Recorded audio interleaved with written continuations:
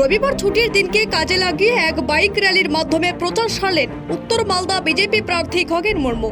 জানা যায়, পুরাতন মালদার মুচিয়া গ্রাম পঞ্চায়েতের লক্ষ্মীপুর গ্রাম থেকে এক বাইক র্যালির আয়োজন করা হয়।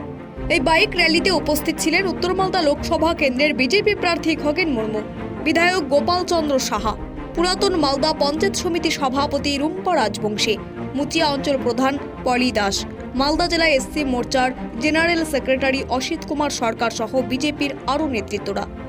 মুচিয়া, শাহাপুর ও মঙ্গলবাড়ি মোট 3টি অঞ্চল ঘুরবে এদিনের এই বাইক র্যালিটি বলে জানা যায়। বিশেষ করে আমাদের 3টা গ্রাম পঞ্চায়েত এলাকা, যেখানে হচ্ছে যে আমাদের এই মুচিয়া থেকে আমরা শুরু করছি, মুচিয়া গ্রাম পঞ্চায়েত থেকে। এরপরে আমরা এখান থেকে আমরা শাহপুর যাব এবং তার পরবর্তীতে আমরা ওইদিকে আমরা মঙ্গলবাড়ি পর্যন্ত যাব।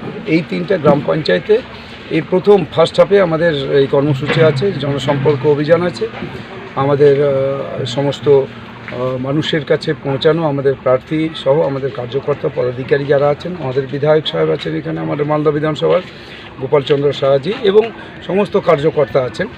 এছাড়া পরবর্তীতে আমরা সেকেন্ড হাফে আমাদের ওল্ড মালদা মিউনিসিপ্যালিটি এলাকার যে 20টা যে ওয়ার্ড আছে, এই 20টা ওয়ার্ডে আমাদের কর্মসূচি আছে।